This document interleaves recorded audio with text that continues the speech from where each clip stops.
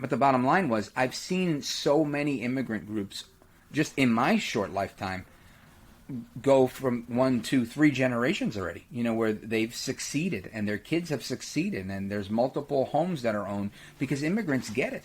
They come here and they still see it a land of opportunity.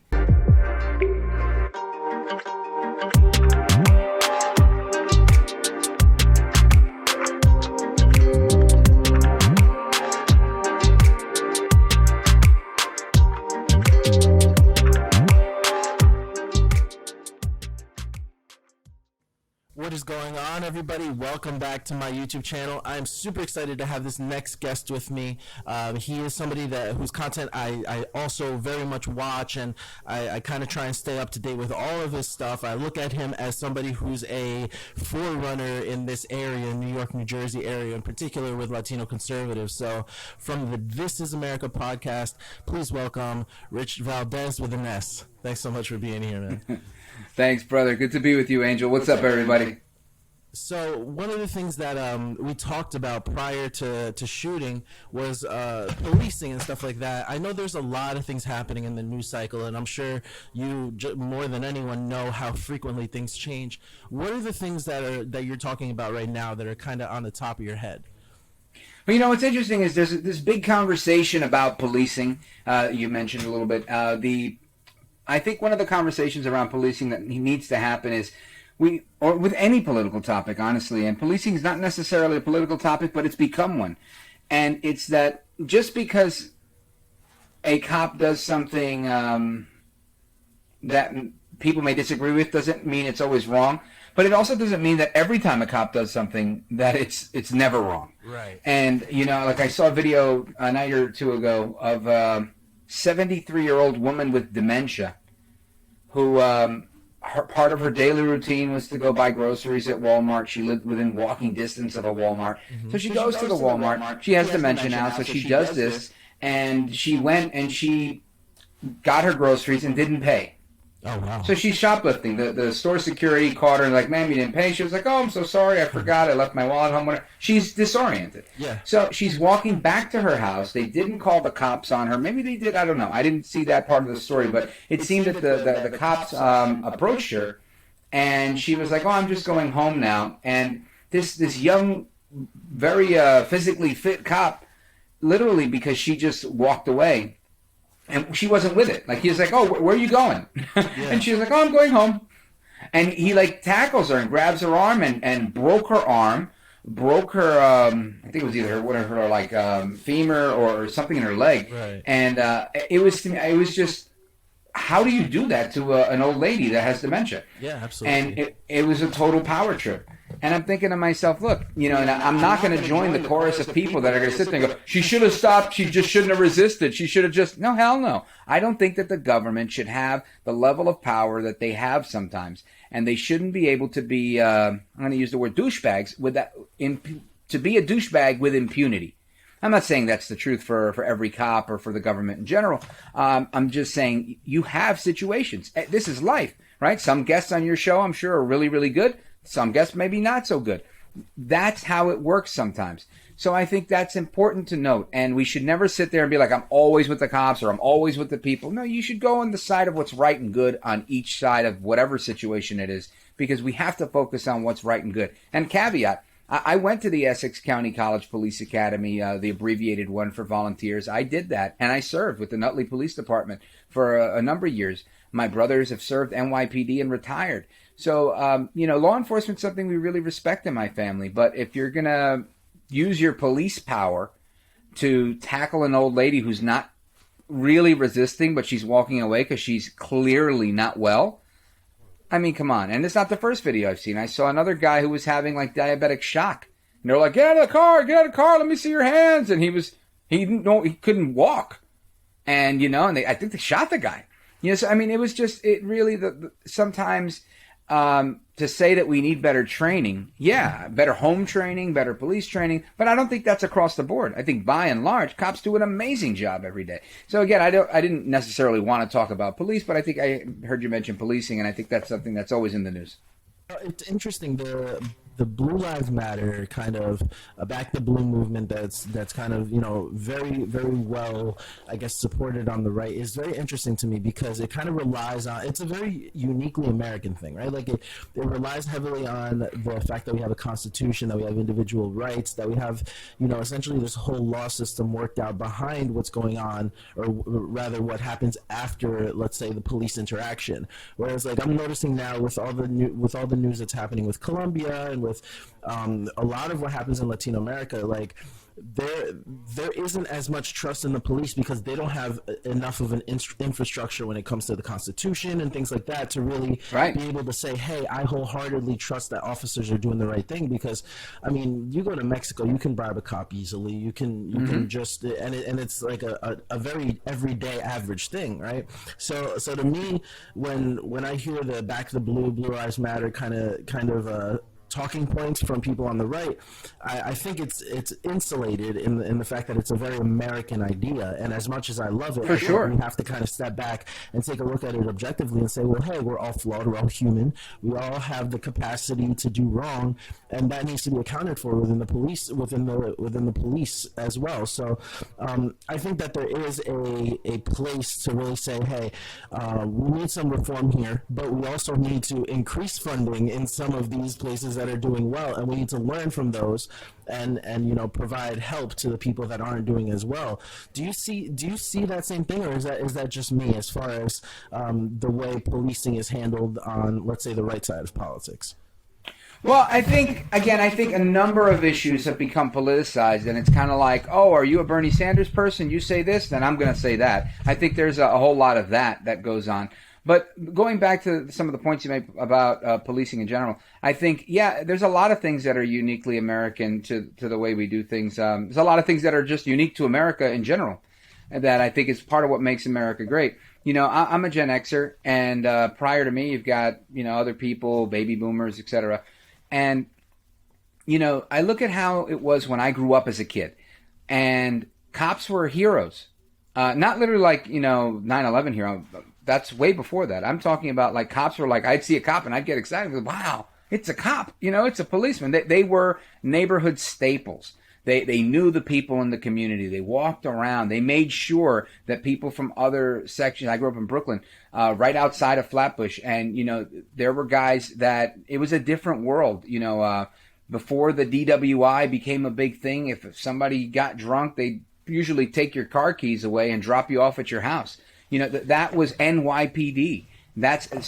Community policing is something that my generation and those that came before me have always supported the police, and they knew people in the community. They'd go, hey, Mrs. So-and-so, I saw your kid running with the wrong crowd with so-and-so from 86th Street, and you know what? You should probably keep an eye on him. And community was a very genuine thing. So I think today we have, I don't know how, I'm pretty sure if we put enough time to it, we could figure it out, but we've gotten to a place where we have glorified the mind your business, that's not my business, I'm going to do me, you do you, this type of insular existence that really breaks apart at the fabric of community that I think we once had. And that's a shame. And when you compare it through a political spectrum, right and left, I would say the left really enjoys that part of it. They want that whole, segmentation of society. They say things like Black America, White America. Like, I've never in my life woken up and think, man, beautiful day in Brown America, right? I've never done it, and I don't know anybody who does. At least, other brown people like you. Now, I do have friends that are black that say things, like Black America, these are, and I always challenge them. In particular, I'm talking about my buddy Brandon Bryce out in Detroit. Shout out to Brandon Bryce. And I always tell him, Bryce, why are you only talking to the blacks in America? Like, aren't we all Americans? Shouldn't we operate that way? Especially in a country that, fought segregation and made so many inroads in such a short history. While we're the most unique and oldest constitutional republic, we're still one of the youngest countries in civilization. So when you look at this, interesting anomaly, you would think, oh my gosh, there's so much that's unique to America. And segmentation is one of the key things components, tenets of Marxism. This is how they get people to do that. This is how you get a proletariat and a bourgeoisie. So I think, back in the days, cops were honestly that glue in that community that brought a lot of us together and made sure that kids didn't go astray. And I think there's, like anything, like government, for example, there's different philosophies in government. You also have now different philosophies in policing, where you have some that say, you know what, we got to focus on community policing. And I've been involved in this as a chaplain and working with the Office of Faith-Based Affairs in one police department, where they said, we're going to reach out to the community houses of worship, to churches and mosques and synagogues, because that's where the community congregates. So we're going to develop relationships with the community through the community. And I thought, man, it's terrific. And I've seen it be effective, and I've seen it reduce crime. So you look at stuff like that, and then you have also, more tactical, more practical advice and schools of thought within policing, where they're like, look, it's becoming more and more dangerous. More and more cops are losing their lives. And what has to happen is the cop has to go home at night at all costs. And I think that becomes an issue. So when you have these conflicting interests, which shouldn't conflict, I think I should, let's say you or me or somebody's a cop, they should be able to go home at night alive. Yes, amen. And I think at the same time, we should be able to develop really strong inroads in the community, and they shouldn't be exclusive of one another. And I get when they can be. I understand if the guy from your community is trying to shoot you in the face, then of course you're going to have to shoot him first. I get that too, and I support that. What else are you going to do? Let him shoot you? So I do understand the nuance and the challenge that's available, that presents itself, with something like this. But I think you need to win a debate. And right now I think there's a debate between cop officer safety and community outreach, and I think it's not either or. I think it's both and more. But until we get there, we're going to continue to see these growing pains. But I think it really does stem from one of those two issues. Marxism and the proletariat and the bourgeoisie during this whole thing, because when you zoom out the lens and you look at it more on a macro level, from a sociological level, it's interesting to see how people went from living in villages and living in little towns to now that there's a more of an emphasis on city living, which requires less of a community-like aspect, right? Where you don't necessarily go to the same butcher every day, you don't go to the same church every week, your family doesn't know the neighbors. And so it leaves a lot of room for policing to get very slippery because they don't know the neighborhood that they're policing necessarily, right? Whereas I would disagree on that point, only because I think I've never met a cop that didn't know the neighborhood. That's how you lose your life. I mean, you literally need to know which alley you've got to run through. If you get shot or your partner gets shot, you need to know, I'm on the 400 block of Avenue A. If you don't know where you are at all times, and they teach you that through the police academy, they train you on that stuff. So, I mean, I think they have to know it. Now, the question, I think, for me becomes, do they know their community? Now, I think the other point you're bringing up is that communities have become more transient. So, I think people do typically go to the same butcher and the same church, but there's more transient. Sometimes they leave, they go from this neighborhood to that neighborhood, and they move amongst themselves. So it's not as consistent. And so I think there's truth in that too. Again, if police need more training, they should get more training. But any cop who's on the street and really doesn't know the neighborhood they're in is likely going to get hurt, because he's not going to be able to call for backup and say, hey, look, I'm getting shot at, and I don't know where the hell I am. You can't do that as a cop. And cops don't do that. So they typically always know where they are, at least from my experience. Interesting. Yeah, no, that's great insight. Changing gears a little bit, we touched on this when we talked on the phone, but I really want to get it, live on air. Sure. What is it, you being Latino American and myself being Latino American, I consider myself an American. I consider myself... Me too. I use brown every now and again because I've been told by my friends on the left that it's black and brown. So I'm the brown part of black and brown guy. Yeah, Pac. Tupac. Yeah. So yeah, because of that kind of identitarian politics that's happening now, there's a retaliation or a reaction, I would say is a better word, from the right to kind of buy into this and say, okay, well, I'm a brown American then, or I'm a black American then, I'm a black conservative, brown conservative. What's your take on that? Should we, as conservatives, people who are more on the conservative side of politics, should we be having that reaction, or should we just be sticking to, let's say, facts and logic? And just kind of honing in on that, and regardless of color, do you think color plays any role in what our ultimate goal is as conservatives? No, I don't think color plays a role in the goal as being a conservative or being a libertarian or any of that. And I think there's a lot of intersectionality, not to be punny, but within these movements. What I think is funny though is I talk about it often, and I do it because they talk about it often. And I do it kind of like to take it out in their face as often as I can. Like I said before, who wakes up in the morning and says, "Oh, what a great day in brown America." No one does it. It's ridiculous. And if people do it, then I guess I happen to live the insulated life where I've never met somebody who's like, "What do you mean? You don't wake up and go, yo, look at white America, look at black." I don't. I really don't.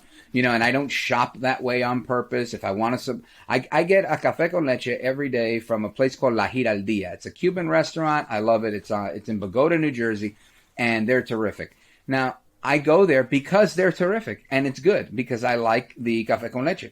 There's another great place over here run by a Korean American guy, and he makes a good latte, and it's Java Day. Great place. So my point is, whatever I feel like having, I'll have. I don't go because they're Cuban. I don't go because he's Korean. I go because I like that stuff. And if I want to support a small neighborhood business, I will. If I want to support a small Hispanic business, I will.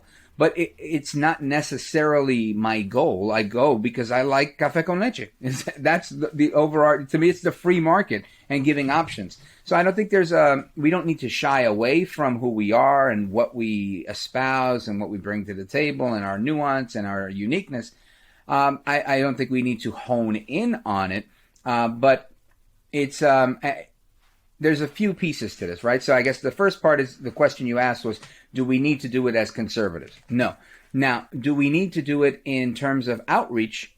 Not necessarily, but it definitely helps. The idea of reaching people by demographic has been done by marketers, and mainly political marketers, who are the best ones ever. Nobody can segment people better than politicians can, right? What they're doing in political campaigns is quickly mirrored by corporations soon after, because they need to have their finger on the pulse. So I think when you want to reach, if you want to reach a uniquely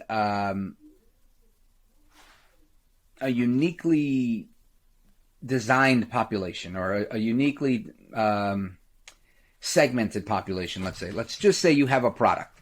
You sell T-shirts, and you sell T-shirts that have funny sayings that only people that share a similar culture would understand. Like, let's just say a T-shirt that says, like, "You better or else," and it shows a picture of like a Latina lady holding a chancleta, right? And you'll find the humor in that, and so will so many others. Other people are like, "I don't get it. What's going on here?" There's some Spanish lady holding a flip-flop, and it says, "I don't get it." So you're going to waste your time selling that to someone who wouldn't have an appreciation for that. So you want to sell it to people that are Hispanic, Latino, or have at least been exposed to that culture, so they can say, "I see the value in that. I'm going to buy that shirt."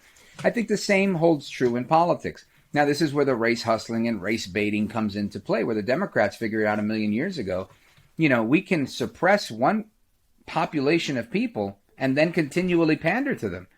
It's literally like hold them back. And while you're holding them back, go, "You know what? I'm going to do this and this and this and these three things to help you get closer to where I am while still holding them back." And that's basically what they've done with Jim Crow and so many other things. And it's a slap in the face to anyone's intelligence.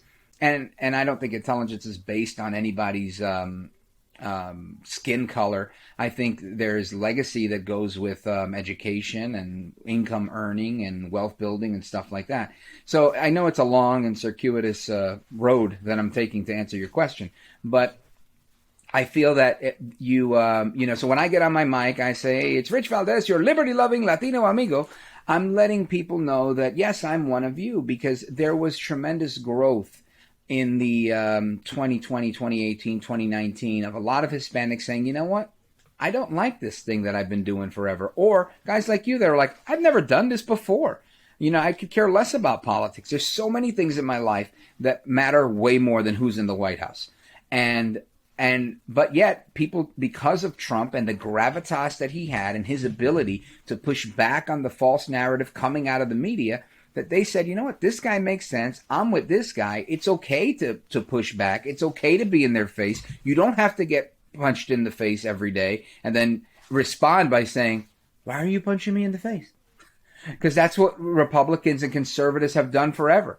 It's like, well, why would you do that to me? That's so unfair. You know, and you take this passive approach where now it's like, don't even think of punching me because I'm going to punch you twice before you do. I think that's something that's really drawn me into, you know, commentary and creating content online, because for the longest, I mean, I remember growing up and thinking like, yeah, I grew up I lived in Paterson, New Jersey, so you're in Jersey, so you understand like the demographic there. But I went to school in Hawthorne, so I got like a private education with most. That's a lot better. School, yeah, and it was funny for me to see the duality, because I would go to karate. Right? I did karate growing up in Paterson, and I'd be the whitest quote unquote kid there. People call me white because of the way I talk. Then I'd go to school in Hawthorne, and I'd be the brownest kid there. So it was like I was always, you know, on the outskirts of whatever was happening, but I never felt uncomfortable. I never felt out of place, and I never felt like that was changing the way people were seeing me. You know, and so that was pre-Obama. Pre-Obama, yes, very much pre-Obama. People didn't really start looking at race again until he came around in 2008. Then it became a really big deal. We also loved the cops before he came around too. Yeah, 100% agree. And then when all of this stuff started happening, where all of a sudden my skin color mattered more than my personality, it was just like this jarring shock. Like, I don't want anything to do with that, and it just pushed me right into the Trump train, and I was just like, that's it. I'm on board. I'd rather talk to somebody like that than somebody who thinks that I'm like oppressed and that I can't do certain things because of my skin color. It just didn't make any sense to me. So when I started watching your stuff, and when I started talking about your stuff, it was interesting to see that your entire brand isn't necessarily based on your skin color or, you know, your Latin origins. It's more based on like, these are the truth, this is the news, this is what's happening, and it was an inspiration, because up until that point, I had seen a lot of, I guess, Latino creators just double down on the fact, like, I'm an immigrant, I'm this, I'm that, I'm brown, and because of that you should listen, and I see a place for that. But I was torn once I started making content. Do I double down on my skin color? Do I double down on the facts and the content and the substance? And so it's just cool because you cleared it up. I mean, yeah, I make fun of it on a regular basis. Yeah, I scream it on the mics. I'll just, I'm brown, right? Because, and that's my Joe Biden impression. And I do that because I feel that they're so race obsessed on the left, because they figured out, listen, there's a few things that get people going on the inside. Like, yo, I got $1,000 in my pocket. What do you got? That gets people going. Oh, I don't got $1,000. How come I don't have $1,000? I want to have 1,000 like that guy has, right? So people get all excited about that. The haves and the have-nots. Then there's, of course, that guy gets away with it. You know why? Because he's white. You know why you don't? Because you're brown. And somehow that's bad. And everything that's bad in your life has happened because you're brown. But thank God, I got to tell you, and really, this is truly, thank God, my parents never bought into that. Like, they never ever told me, because that's how it would have ruined me. If my dad would have told me, mira, macho, everything bad's going to happen because you're brown, I probably would live my life that way. But my dad didn't see that. And my mom didn't see that. And I don't think anybody in my family really felt that way. Now, that doesn't mean that we lived in a world devoid of racism. I've been the subject of racism, and I've experienced it. And it's terrible. But, I owned a barbershop many years ago, and it got robbed. Yeah, there's crime I got robbed.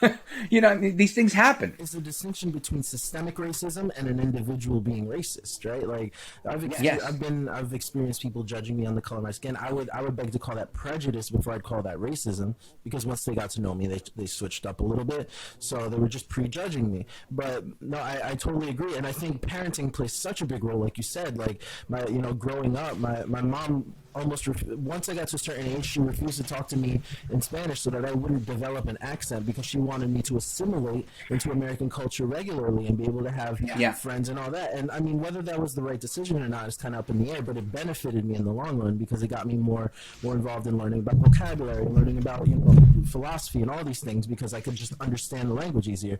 Sure. And I wanna jump in, and I'm sorry to interrupt you, but I think that's such an important piece, right? Because there are some people that will tell you, be like, how are you going to listen to this guy, Rich Valdes? He sounds like he's whiter than the white guys. And I've heard this criticism, and I think it's funny. And these are people that I grew up with, that when I was 17 and every other word was the F-bomb, and I sounded like I was part of the Wu-Tang Clan. So, they hear me today on the radio, and they're like, and I had to tell one of them, I was like, dude, I don't mean to sound like stuffy, but like my profession is broadcasting. This is what I do. So, I really can't sit here and, I'm not on Hot 97 where I can pull that off. You've got to be able to, there's a standard. Now, the question becomes that the argument they will make is, why is the standard white? Why is the default white? And I would say the standard and the default is white because a bunch of white dudes like Washington and others are the ones that made this country. So if they made this, where was my dad when they were doing this country? He wasn't born yet. But where was my dad's dad and his dad's dad and his? I'll tell you where they were. They were in Puerto Rico. So we weren't here. My dad came here in 1955. So the story of the Valdes family in the New York, New Jersey area, whatever, starts in 1955. There was no. My dad wasn't on the Mayflower, right? And this is the point. The point of it is that. This is a country started by white people. So to sit here and say that it's someone's privilege because they have legacy, because they have generations that have lived here, and call that white privilege because white people started a country, I think is one of the most ridiculous things ever. You may have privilege if you have money. Let me check this out. If I am Justin Combs, the son of Sean P. Diddy Combs, right? And they used to live up here about 10 miles from me in Alpine. And the cops pull over Justin Combs in, let's say, his Bentley. And they're like, oh, Mr. Combs, you rolled through that stop. And then they say, oh, you're Diddy's kid. Oh, just make sure you do a better job when you stop at the stop sign. Just be careful. They got joggers around here. Thanks, officer. No problem, kid. We're going to call that white privilege, too? The fact that Diddy probably donated to the PBA and to this and to that and whatever. And you know what I'm saying? Privilege is privilege. Doesn't matter what color you are. Ice Cube said it really well during the campaign when he was, supporting Trump's platinum plan. And he said, listen, money ain't everything, but it sure as hell helps. And that's the truth, right? When they know that you have access to cash and lawyers and you can play this game like everybody else that's been around longer, you have leverage, right? You've leveled the playing field. This has nothing to do with the color of your skin. This has to do, now black people will argue, at least some of them have argued and say, no, Rich, you know what, you're wrong. Because have you ever wondered why blacks don't have access to capital? Why they don't, whatever. Why are so many black people in jail? Why are this? There's a lot of reasons. I don't think it's one reason. But I will say, if you look at the way people who are successful do things and you model yourself after their success and that pattern, I think it's very likely that you're going to succeed. And the same way, if you look at people who are not successful, and you do what they do, you're also going to suck and you're going to fail. Because I think that's a recipe. It's a guaranteed way to make sure that you suck and fail at life if you do what losers do. And that's, I talk about this ad nauseum because I feel like it's a point that escapes a lot of people. People often come at me and they're like, what do we do? You're pointing out all these problems. What do we do? And I'm like, well, I know this one really good example. This guy, I like to call him El Trompito, Donaldus Magnus, the 45th president of these United States. This guy had a supermodel wife and this beautiful palatial estate on Fifth Avenue. Literally, the building's golden. And he gets rid of all of that. He walks away from it. To do what? To become a politician. A thankless job where he's going to get smeared. And he does it because of his love of country. So when people say, what do I do? What do I do? I'm thinking, What more of an example do you need than somebody who is a billionaire in his 70s walking away from a life of potentially doing whatever the hell he wants to do? I want to play golf all day? I do it. I'll go to my other palatial estate called Mar-a-Lago. I mean, he had so many options. He didn't have to do this and get his kids dragged through them, but he did. Because to me, the moral of the story is sacrifice, right? So it's not pro-Trump. The story here is sacrifice. He put it on the line. So when people say, what can we do? You got to put it on the line. You want to succeed, you put it on the line. It's not about privilege. It's not about anything. Legacy can help. You know, if I leave my kids property or money, that's going to help them in their lives. But ultimately, they can only do that because I came before them, and it's not because I'm brown. Wow. Yeah. Wow. Sacrifice. That's such a key, and that's such a key for masculinity in general, right? For being a man, like, you have to be willing to sacrifice for the things you want and take that risk. If not, you're never going to take a risk big enough to actually succeed at anything. So I appreciate that. And one of the things that you mentioned, which I thought was great, was this idea of, like, you know, the Mayflower and some people having heritage and lineage that goes all the way back there. I've been through conversations like this with my younger brother, who was struggling a lot because he went to school in, like, really wealthy places. He worked at really wealthy places, and he would always compare himself with the other people there, say, oh, they're my age, but they have this money and they have this and that, and their parents help them this way. And I'm like, Gabe, you have to understand, this isn't a skin color thing. This is generational privilege. They had people come before them to teach them the ropes of the way this country's structured, so that by the time they're here and they're our age, they already understand, how does credit work, how does student loans work, how does all these things work, and they have the resources to do that. It doesn't have to do with skin color, it's just experience. And again, I'm going to chime in again. I mean, I've seen this a million times. I've already seen several immigrant waves, right? So, like, back in the 90s, there was tons of Dominicans coming into this area. Those Dominicans today, they all have kids that are, like, driving, and they own homes, and they're leaving their kids' homes when they're buying second homes where their kids can live in. They're buying their kids' cars. Their kids are already living that life. My dad didn't buy me a car. I had to buy my own car. I bought a 1989 Grand Am, and I paid $700 for it.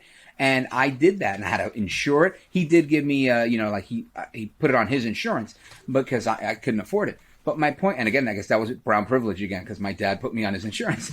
But the bottom line was, my kid didn't have to buy a car when it was her turn, right? And I'm born here. So my point is, I'm seeing Dominicans that were bodegueros in the 90s. They're killing it now. They went from gas stations to nightclubs to, I mean, they're in all sorts of businesses. You know, they've already evolved through this immigration continuum, if you will, where, you know, their kids are born in the U.S., their kids already have kids, they have grandkids now. I've seen it with Mexicans that came in later that were running taco stands on the corner that now have big taquerias and restaurants where they've progressed, and their kids, same thing, the English, Spanish at home debate, blah, blah, blah, whatever, whether it's good or bad. I've learned, I did English, and and my parents did English with me. And if I had to do a do-over, I would do Spanish at home, because I've met a few people that grew up speaking Spanish as a first language and then going to public school or whatever. And I think the takeaway was, you speak really good English and you speak really good Spanish. And why not? Then when you get to, like, high school, you study Mandarin, or you have a third language that you can take under the belt. But anyway, I'm getting tangential. But the bottom line was, I've seen so many immigrant groups just in my short lifetime go from 1, 2, 3 generations already, where they've succeeded and their kids have succeeded, and there's multiple homes that are owned because immigrants get it. They come here and they still see it a land of opportunity. And that doesn't mean, monolithically speaking, that every immigrant sees it. There's obviously the immigrant that comes here and says, I'm going to freaking eat ramen noodles and sleep on the floor next to a guy renting a room, until I could get enough money and save enough money to do what I got to do. And then there's a guy that comes in and he's like, look, where's the local MS-13 group? I got to get with my homies and, do what I got to do. So, I mean, obviously there's different types of immigrants, and it's the responsibility of those in the media and oneself, of course. Individual responsibility is paramount. But it's, I think we do bear some responsibility to try to paint the picture fairly, so that when, we talk about immigration, we realize these unaccompanied minors that are coming in, are these people criminals, or are they victims? And are we supposed to magically become cold-hearted now and be like, hey, you came into my country, I'm going to shoot you, you 5-year-old with your 3-year-old sister? How dare you? You know, I mean, it's ridiculous to think that way. And I think sometimes our political rhetoric really gets lost. And that just has to do with the nature of politics, the nature of demagoguery, where you have people that are feeble-minded. And the feeble-minded will always buy into that type of heavy-handed rhetoric. And that's why, again, individual responsibility, you have to make sure you're smart. You have to make sure you're well-read. You have to make sure you're up to speed on the issues and that nobody's fooling you. I love it, man. Thank you so much for your time and your wisdom. Oh, did I lose you? Oh, no, you're good. No, I'm still here. Okay. So thank you so much for everything, man. I do want to leave some time for you to take the floor to let us know where we can listen to you frequently, you know, where we can follow you, all that good stuff. And, you know, just unpack for us where you're at. Plug away. Sure. Well, you know, I want to give you before I give you that stuff, I just want to give you a final thought, which is yesterday we talked about something that I think is important to me. Because oftentimes, and I made the analogy because I know you're a church guy, and as am I. And I said, you know, I remember being in church and the preacher telling me, don't get comfortable in the pews because you got to get out there and do the work. And I thought to myself, hell no. I only come here to sit in the pew and for you to feed me this really nice sermon. You know, I don't want to be a preacher. That's your job. I'm doing me, you do you. And I really thought I was legitimate in that. And I would say that is very legitimate in times of peace. But politically, even spiritually if you want, there's wartime. And I think right now we're in a political war for the culture. Which direction do we go in? The one where if it feels good, do it, or the one where we do what's right because we know what's right? And I think that's where we are right now in America. And we weren't always there. For a long time, most people believed you do the right thing because it's right. You know, we don't kill people not because we will go to jail. We don't kill people because it's wrong to kill people. And I think now we're at a point where, like, we don't kill people because we go to jail because we've proved in New York that they don't put people in jail for almost anything. And shootings are up, this homicides are up. So it's clear that people don't really just do the right thing for the sake of doing the right thing. Now, politically speaking, I think we're at that same place. I'll go fast. No, not at all. What I was going to say was what I usually do with guests, what I'm trying to do now is I'm trying to do like a little exclusive for Patreon members. And so if you want, we can unpack this whole idea as well behind the wall. Perfect. So we can make a few bucks. Love it. God bless the free market. Okay. So with that said, make sure you go, if you're a Patreon member, become one, so that you can hear the rest of this. Because trust me, this is a good nugget that I'm about to give you. But if you want to hear my show or anything like that, you can go to richvaldes.com, Rich Valdes with an S, wherever you want, on social media, at Rich Valdes, on all of the platforms. And of course, if you're on Apple or any of the podcast platforms, it's This is America with Rich Valdes. I would love for you to give us a shot. It's 3 quick segments on the news of the day. And sometimes I'm funny, sometimes I'm not. Whatever, you can love me or hate me, but give it a try and leave me a comment. So much for your time, Rich, and sorry about the technical difficulties. No, it's all good. All right. See you guys soon.